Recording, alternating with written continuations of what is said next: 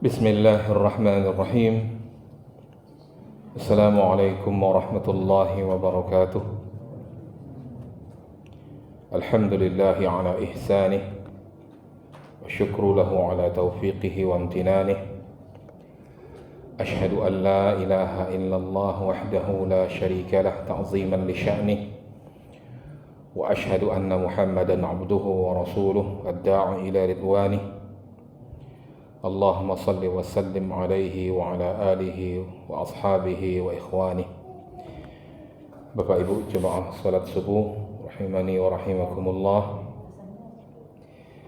Mari kita lanjutkan pembahasan kitab Al-Fiqhul Muyassar. Itu kitab fiqih muyassar yang mana kita masih di dalam bab riba, dan kita masuk ke perkara yang keempat, yang mana sebelumnya sudah membahas tentang dua jenis riba. Ada dua jenis riba, yaitu riba al-fadl dan riba an-nasi'ah. Riba an-nasi'ah, ya. Riba fadl adalah riba karena perbedaan takaran atau timbangan, ya, dari dua barang atau komoditas ribawi yang sejenis. Misalnya emas ditukar dengan emas, tapi beda beratnya. Nah, ini termasuk riba fadl. Juga perak dengan perak, beda timbangannya. Ini juga riba fadl. Dan yang dikiaskan dengan itu adalah uang, ya. Uang, misalnya rupiah dengan rupiah dipertukarkan tapi beda nilainya. Misalnya 10.000 dengan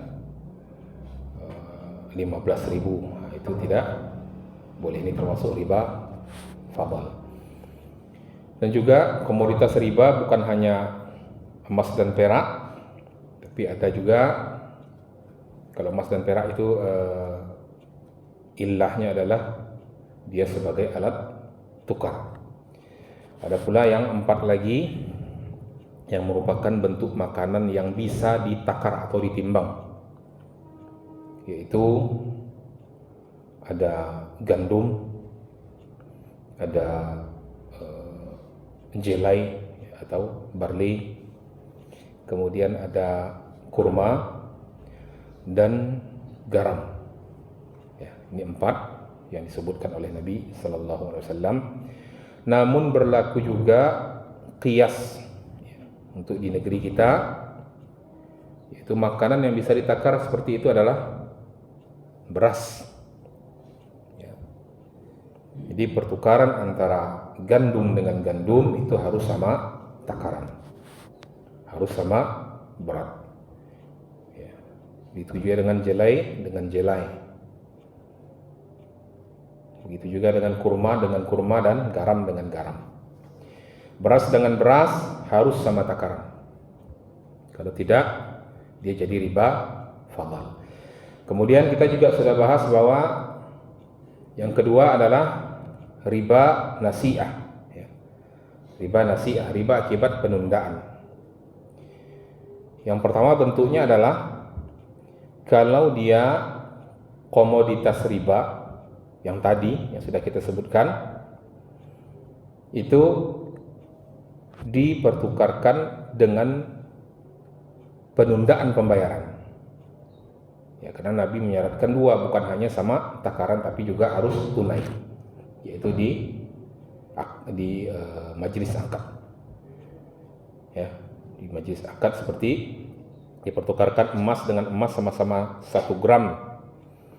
Tidak boleh salah satunya tertunda, harus tunai di majelis akad. Kalau tidak, dia jadi riba nasi'ah walaupun jumlahnya sama. Kemudian yang termasuk riba nasi'ah adalah penambahan pembayaran akibat ditundanya salah satu. dari dua komoditas tadi, ya, yang dipertukarkan. Misalnya emas dengan emas, karena salah satunya ditunda pembayarannya, maka diberi kompensasi. Nah, kompensasi ini disebut dengan riba nasiah. Ya. Begitu juga dengan pertukaran yang makanan tadi. Jadi ada dua illah di sini, yaitu illah yang pertama adalah barang-barang yang komoditas yang dianggap sebagai alat tukar, yaitu emas dan perak. Itu kiasnya adalah ke alat tukar, bisa jadi itu rupiah, bisa jadi itu dolar, ya. Kalau itu dipertukarkan maka harus sama takaran, harus tunai. Ya, kalau untuk makanan yang bisa ditakar, demikian pula kalau dia dipertukarkan harus sama takaran supaya tidak terjadi riba fadl, dan harus tunai supaya tidak terjadi riba nasiah. Demikian. Berikutnya al-mas'alatul rabi'ah, perkara yang keempat, suwarun li ba'dil masail ribawiyah, contoh-contoh kasus, ya, masalah-masalah ribawiyah. Jadi dua jenis ribawiyah tadi kita berikan contoh-contoh kasus di sini. Si penulis memberikan beberapa contoh kasus. Beliau mengatakan, yatabayyanu lana min khilali tatbiqil qa'idatil atiyati wa mashtamalat alaihi ma'rifatu in kanatil mas'alatu min masailir riba aw hiya min as-suwaril mubahah. Akan jelas bagi kita dari penerapan kaidah berikut ini, ya, apakah suatu perkara itu adalah perkara riba atau dia perkara yang dibolehkan. Kalau kita memahami kaidah berikut, ya, beliau mengatakan wa hadhil qaidatu hiya, kaidah itu adalah idza bay'ar ribawiyyu bi jinsihi ishtarata fihi syartan. Ya, jika dipertukarkan dua komoditas ribawi, kita sudah ingat tadi yang 6, 2 itu adalah alat tukar, 4 lagi adalah makanan yang bisa ditimbang. Bila dipertukarkan dua komoditas ribawi yang sejenis, emas dengan emas, perak dengan perak, uang dengan uang, beras dengan beras, gandum dengan gandum, itu yang dipertukarkan. Ishtarata fihi syartan, maka berlaku di dalamnya dua syarat. Awalan, yang pertama, at-taqabudu min at-tariqaini fi majlisil 'aqdi qabla an yatafarraqa.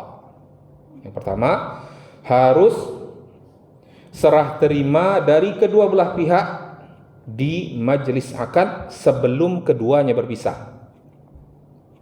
Ini syarat yang pertama. Thaniyan, yang kedua, at-tasawi bainahuma bil mi'yar asy-syar'i al-makilu bil makil wal mauzunu bil mauzun. Harus sama di antara keduanya, ya, dalam hal takaran syar'inya. Ya. Ya, misalnya takarannya atau timbangannya. Maksudnya di sini sama takaran yang sudah kita bahas tadi. Ya. Kalau emas itu tentu misalnya gram, ya, atau kadarnya. Kemudian makanan tadi ada pula satuannya. Ya, harus disamakan, ya, karena ini berdasarkan hadis Nabi Sallallahu Alaihi Wasallam untuk 6 komoditas tadi, al-dhahabu bil-dhahab, wal-fiddatu bil-fiddah, wal-burru bil-burr,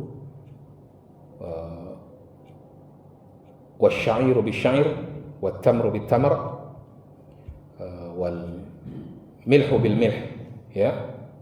mithlan bimithlin, yadan biyadin. Emas dengan emas, perak dengan perak, gandum dengan gandum, barley dengan barley, kurma dengan kurma, dan garam dengan garam. Yadan biyadin, harus tangan ke tangan, maksudnya tunai. Majelis akad harus selesai serah terimanya. Kemudian pertama kali kata Nabi mithlan bi mithlin, ya, harus sama takarannya. Kemudian yadan bi yadin. Itulah sebabnya ada dua syarat tadi. Selanjutnya kata beliau, amma idza bai'a ar-ribawiyyu bi ribawiyyin min ghairi jinsihi. Adapun apabila yang dipertukarkan itu adalah komoditas ribawi dengan komoditas ribawi yang beda jenisnya, misalnya emas dengan perak, ya, gandum dengan jelai, atau kurma dengan garam, atau beras dengan jagung, ya, asalkan yang sama ilahnya, satu kelompok tadi, ya, yang satu kelompok tadi, maksudnya kelompok yang pertama adalah sebagai alat tukar, itu yang sesama alat tukar. Kalau emas dengan gandum tidak berlaku syarat yang dalam pembahasan kali ini, ya, tidak berlaku. Yang kita maksud adalah yang sama ilahnya, ya. Emas dengan perak itu satu kelompok, itu sebagai alat tukar, dan gandum, jelai, kurma, garam itu sebagai makanan yang bisa ditimbang, ilahnya. Itulah ilahnya. Nah, yang satu kelompok itu dia beda jenis tapi satu kelompok, satu illah, ya, maka berlaku kasus ini. Ini yang disebut dengan amma idza bai'al ribawiyyu bi ribawiyyin min ghairi jinsihi. Adapun apabila dipertukarkan komoditas ribawi dengan komoditas ribawi yang lain, ya, yang lain jenisnya, fayashtaratu fihi syartun wahidun, maka berlaku di dalamnya satu syarat saja, ya, huwa at-taqabudu min qabli at-tafarruq, yaitu dia harus serah terima sebelum berpisah, itu saja, takarannya tidak harus sama, ya. Kemudian bentuk yang ketiga, ammat tasawi falaisa, saya ulangi, ini bukan yang ketiga, amma at-tasawi falaisa bisyartin. Adapun kesamaan takaran atau timbangan bukanlah syarat, ya. Ini yang ketiga. Berikutnya, wa idza bai'a ar-ribawiyyu bi ghairi ribawiyyin jazat tafadulu wa tafarruqu qabla al-qabdi. Dan apabila dipertukarkan komoditas ribawi dengan yang bukan komoditas ribawi, atau sama-sama komoditas ribawi tapi beda illah, Ibu ya, idza bai'a ar-ribawi bi ghairi ribawiyyin, ya, misalnya emas dengan gandum, ya, jazat tafadulu, jadi boleh dia serah terimanya, ya, boleh dia serah terimanya, wa tafarraqu qabla al-qabdi.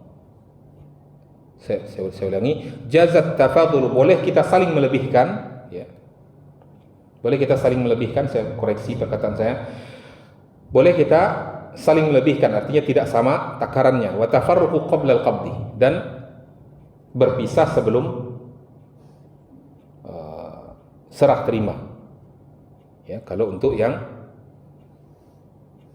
produk yang satu ribawi, yang satu bukan ribawi, ya, itu dibolehkan kedua-duanya, tidak ada berlaku syarat yang dua atau salah satu dari yang dua.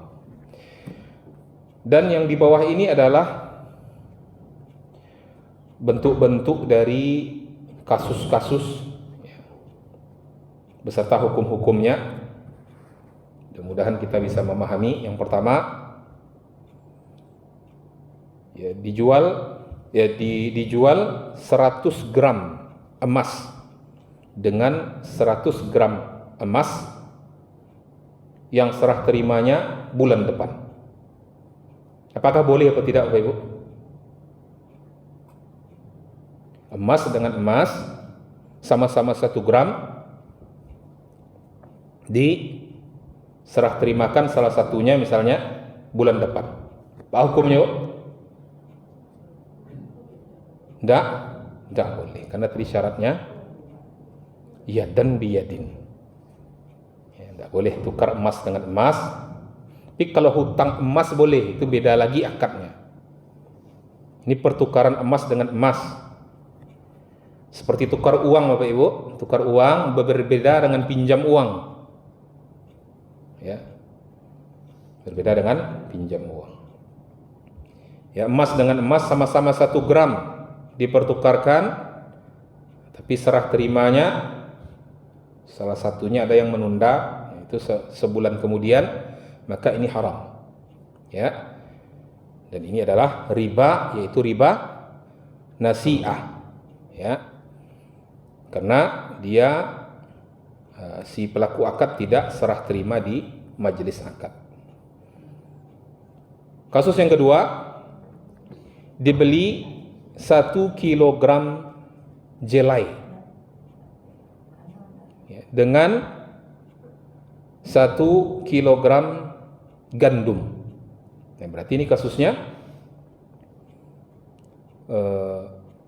dua komoditas ribawi, beda jenisnya tapi satu illah, yaitu sama-sama makanan yang bisa ditakar. Ya. Apakah boleh kita tunda pembayarannya? Tunda serah terimanya salah satunya? Tidak boleh ya. Tapi kalau beda takaran boleh.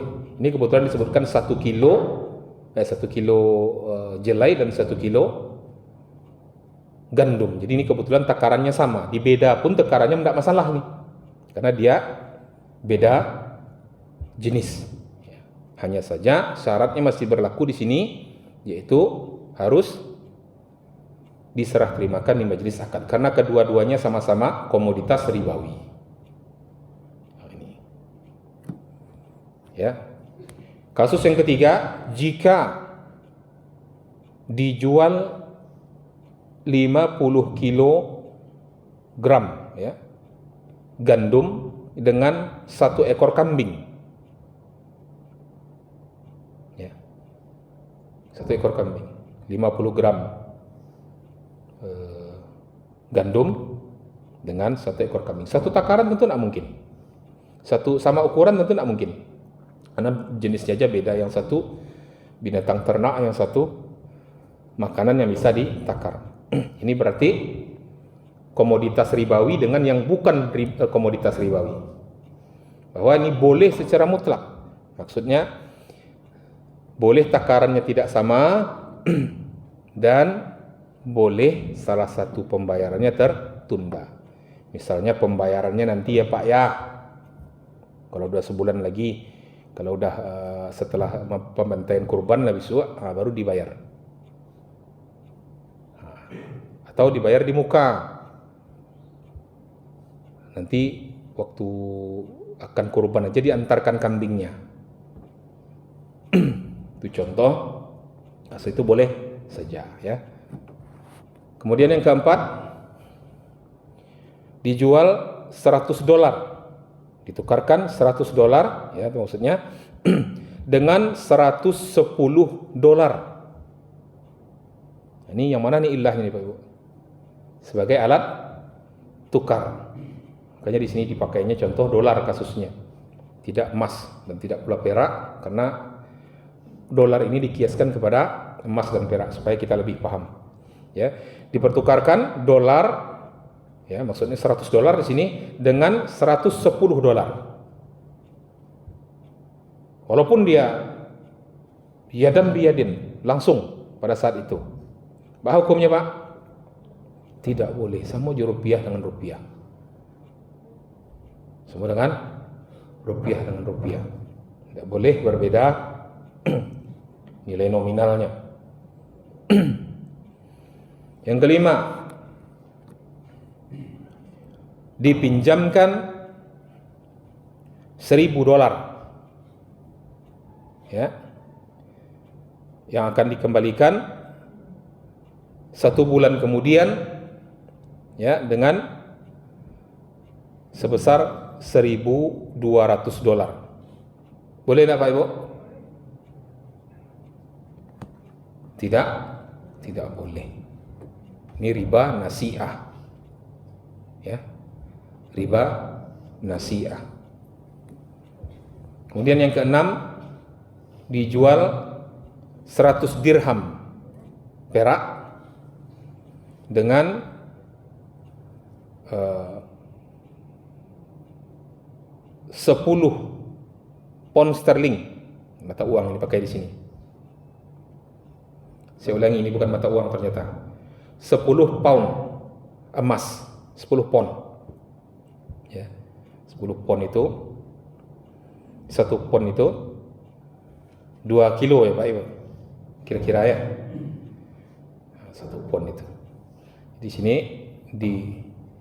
dijual 100 dirham perak, ya, dengan 10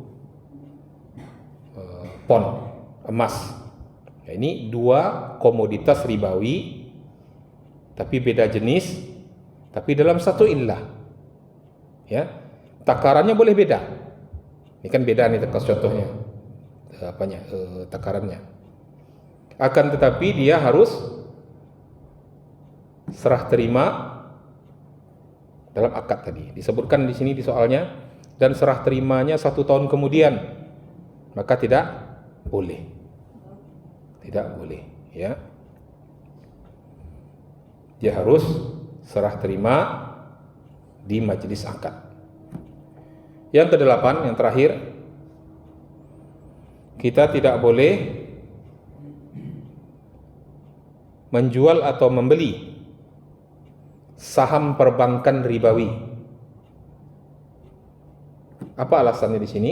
Kata penulis, karena sesungguhnya saham itu termasuk bab menjual mata uang dengan mata uang yang tidak sama nilainya, dan tidak pula saling terimanya pada majelis akad. Jadi ini sebenarnya bukan hanya bank ribawi saja. Kalau begitu, kalau ini alasan dari si penulis, ya, tapi juga saham-saham bank lain. Makanya sebagian ulama mereka tidak membolehkan transaksi jual beli saham di bursa efek. Karena itu alasannya. Kenapa? Karena sebenarnya diperjualbelikan itu adalah mata uang. Karena itu kan pinjaman uang sebenarnya saham itu.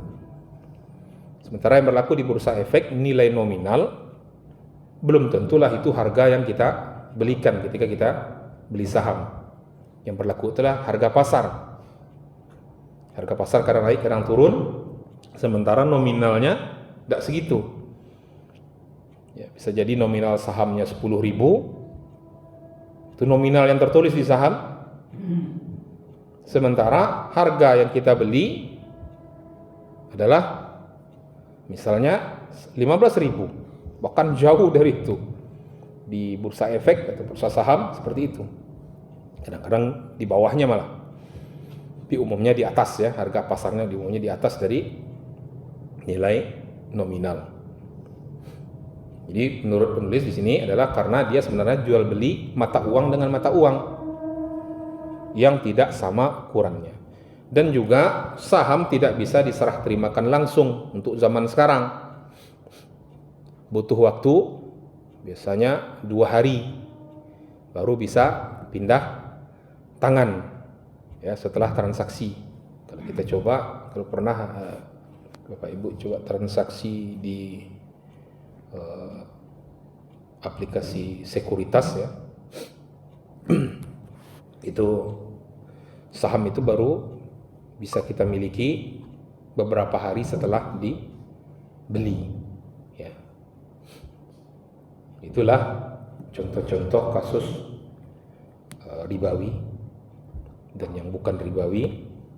Semoga dari penjelasan ini, walaupun saya agak kurang baik memaparkannya, bisa dipahami. Kita akhiri, subhanakallahumma wa bihamdika asyhadu an la ilaha illa anta astaghfiruka wa atubu ilaik. Assalamualaikum warahmatullahi wabarakatuh.